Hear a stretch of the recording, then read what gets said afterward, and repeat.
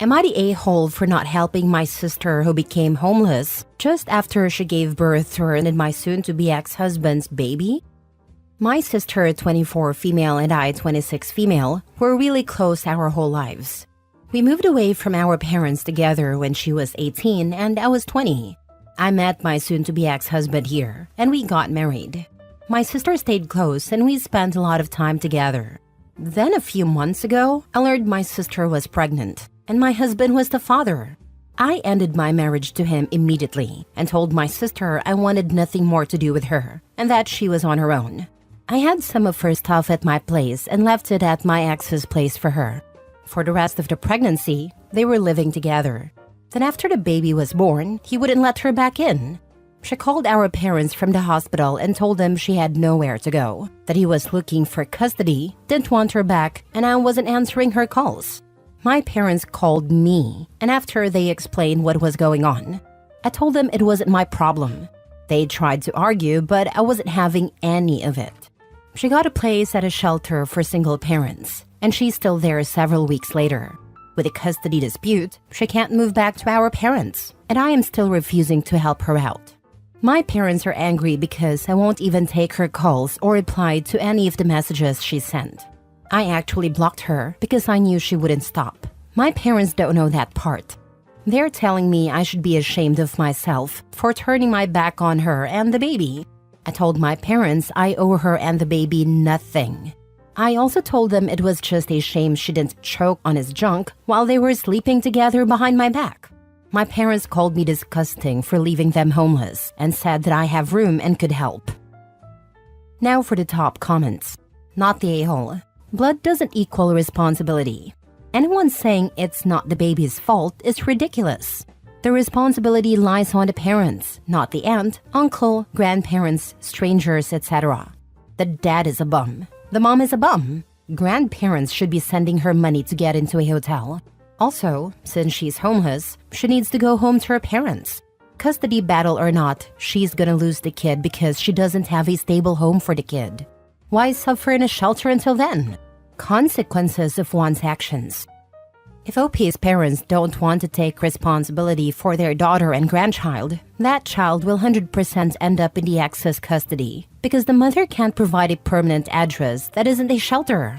Say OP did house her sister in Nibbling. Does the sister get the bigger bedroom because of the baby? And what about baby expenses and childcare? Is OP supposed to do that too because her sister is tired from taking care of a newborn? That baby might be innocent, but neither it nor its birth mom is OP's responsibility. Not the a-hole. You're in a no-win situation. Your family betrayed you. Your parents don't have your back. I'd go very low contact at the moment. Write an email today saying everything you want to say, why you're hurt, and how there's no easy solution and why your relationship has changed. But don't send it. Get as much sleep as you can tonight. Look back over the email tomorrow morning, and if you still feel the same, send it. Not the a-hole. Good job standing your ground and having boundaries. Your sister will figure her stuff out eventually, but that's not your concern. Your parents are on thin ice for trying to force you to help that backstabber. So far, my parents act like I'm supposed to care more about what she's going through than what she put me through, and that won't be happening. Ask your father how he would feel if his brother slept with his wife, got her pregnant, and then they moved in together. Or your mom, if her sister did the same. Ask them to explain it to each other on the phone with you, and if you like their answers, then you will take her call. But of course you never will. Do not take her call. Better yet, OP, ask your father which one of you guys are actually your uncle's kid, because their reaction is very telling. Next story. Am I the a-hole for not trying to make a relationship with my bio dad or his younger kids work after he came back into mine and my sister's life? I, 16 male, was raised by my maternal grandparents along with my sister, 14 female. Our mom died when my sister was 6 months old and our bio dad took off. Our grandparents took us in and have been raising us ever since. I never really thought about my bio dad. I knew he existed, and I knew he left right after mom died. He didn't even stick around for her funeral, but I never felt like I was missing something by not having him in my life. My sister was more curious than me for sure, but she didn't feel like she wanted him to come back either. Her curiosity was more about why. Our grandparents told us that before Mom died, he had been a pretty devoted dad to us and husband to her. A little over a year ago, he made contact for the first time in 13 years and asked my grandparents if he could come and see us. They asked us and we didn't want to. Stuff got said. I'm not sure on all the details, only that my grandparents suggested he wait until we were over 18. He ended up suing for custody of us. We had to talk to a guardian ad litem and a judge, and I told both I didn't want to talk to my bio dad. The judge decided to put us into therapy with our bio dad, even after what we said. It's once a week. Every weekend we go in person. We've been going since it started. We also have to do 2 meetups a month with him and his family. He's got a wife and 3 more kids, all 8 and under. These meetups have been going on for about 8 months now. I only go to the meetups and therapy because I have to. The judge insists on it happening. I told the therapist that's the only reason I'm going. It comes up sometimes because he tries to give us homework to help us form a relationship, and I don't do it. To be honest, I just sit there and only talk sometimes. I've listened to my bio dad explain why he left and stayed away for so long. I believe him, I guess, but it doesn't change what I want. He's also talked about how much his kids love spending time with us and how they all hope we can spend more time together in the future.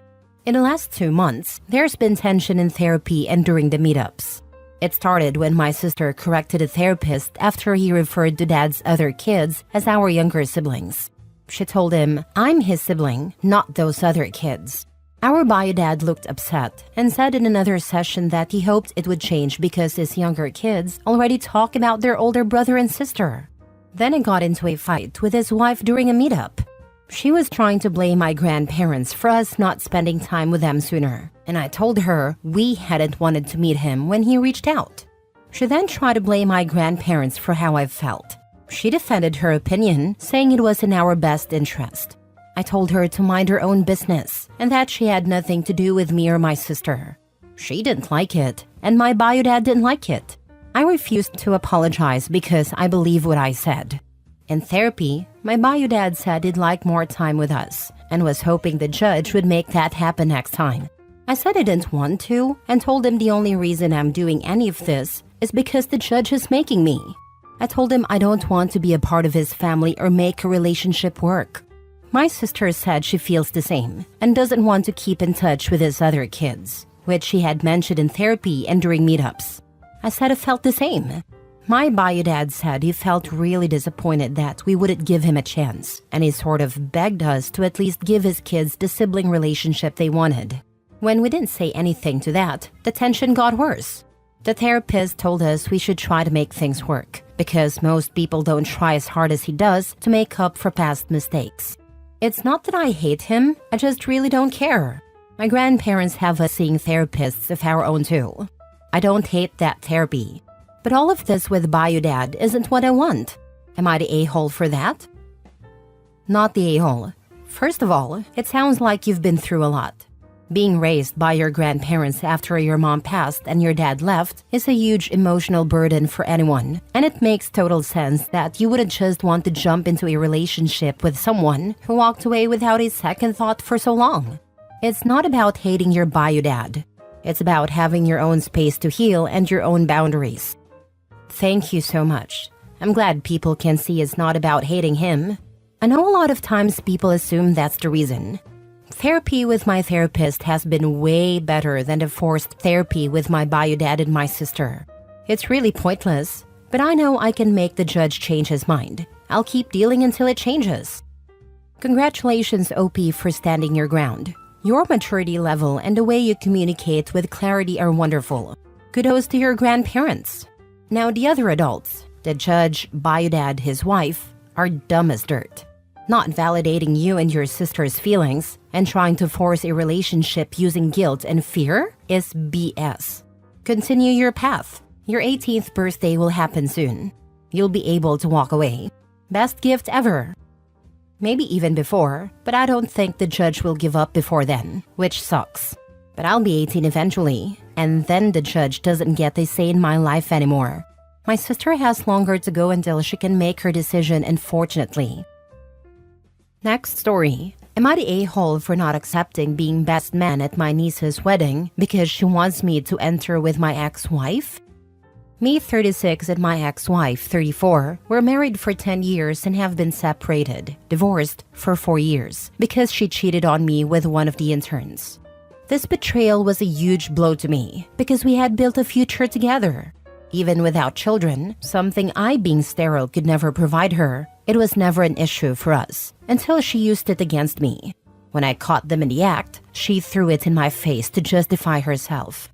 My whole family knew about the situation and stood by me during the separation. Except for my niece, who was always very attached to both of us, especially my ex-wife. She said I should forgive her. Although it hurt, I couldn't continue the marriage. After the separation, I was able to gradually rebuild my life and even found a new girlfriend, whom I'll call Jane, 32. She has 2 adorable children, John, 14, and Anne, 6, and I love them as if they were my own. 4 months ago, I received an invitation to my niece's wedding, which I promptly accepted until she told me she hoped my ex-wife and I would both be her best man and maid of honor at the wedding.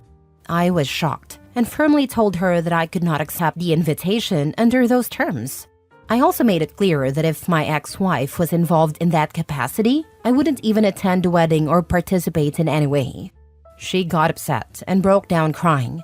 Now my family is telling me that I'm being too harsh and should do this for my niece's sake. Even my girlfriend seems to feel guilty and has said it would be okay for just 1 day. However, I don't think it's fair. Am I an idiot? Now for the comments. Info. Is your current partner invited? Not particularly, but when I asked, my niece said that she could go, though she'd prefer that my girlfriend and her 2 children stay with some family friends, who also have kids, during the party, while I stayed with our family, which also included my ex, out of consideration. That was one of the reasons I declined so quickly. You can't avoid your ex being at the wedding, but you definitely don't need to walk in with her. This seems like some strange attempt by your niece to recreate the old family, but it's not appropriate. I think they feel a little nostalgic for how long we were together. Plus, a part of my family didn't like the idea that I was treating my girlfriend's children as if they were my own.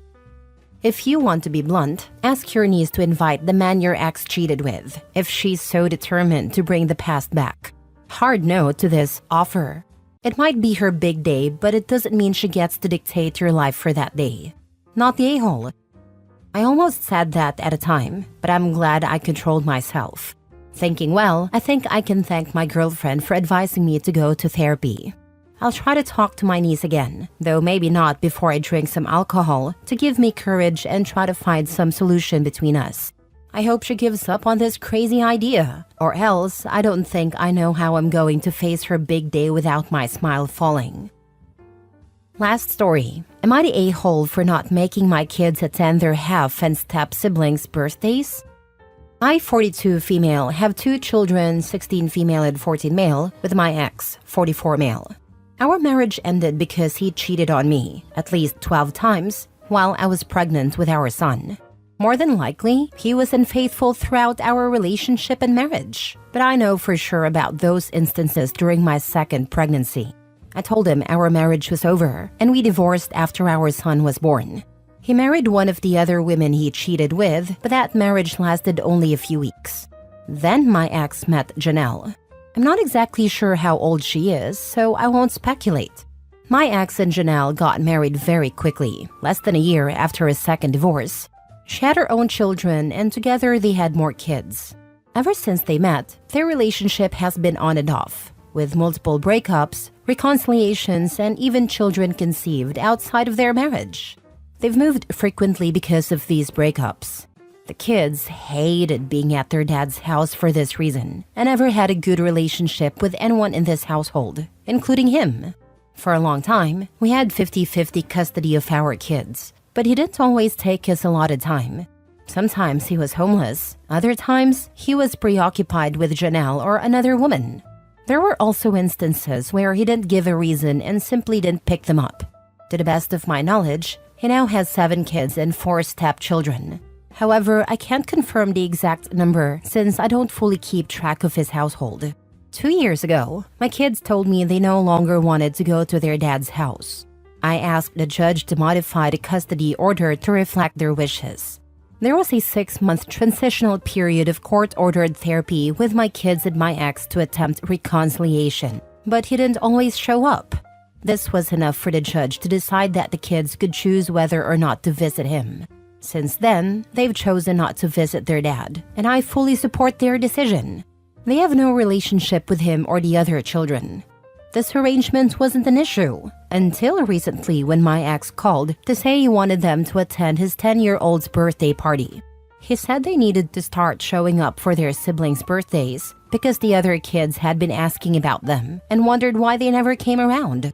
I didn't make any promises that the kids would attend because I never intended to force them. They didn't want to go, saying they didn't want to see the other kids or participate in their birthdays. That birthday party was a few weeks ago, and since then, my ex has repeatedly called me, accusing me of being disgusting for not making the kids show love to their half and step siblings. He told me this is a relationship that needs work. I told him I wouldn't force it and to stop contacting me about it. He sent me a video of the birthday child crying, claiming they were upset about my kids not coming. I have no way of knowing if this was true. He followed up with another video of some of the kids saying they missed my children and asking them to come home soon. Later, I received a text from an unknown number, which I assume was Janelle, calling me a petty and heartless witch and demanding that I make the kids attend events of their siblings. I've documented everything but have not responded further, although more texts have come in. Am I the a-hole for not making my kids go? Not the a-hole. Your kids are old enough to make up their own mind, and they did. I wouldn't force them to go either. Heck, even a judge determined these children could overrule their man-child father. If I were Opie, I would threaten to sue for harassment if they don't stop and then follow through. Not the a-hole Opie. Not the a-hole. Time to switch to one of those parenting apps where all contact goes through the app and everything else is blocked. I believe you can upload texts and such too. If I were you, I'd go no contact with both parents. Any monetary needs or expenses can go through the court. Continuing conversations with them will only lead to more abuse and manipulation. I've researched those parenting apps, and asking the judge to require us to use one could help. I still need to communicate with him, since even without visitation, he needs to be informed about certain things related to our kids. I'll get started on that. Yes. Also, address any attempt to contact your children directly preemptively. All contact through the app. You don't want them trying to guilt or pressure your kids somehow.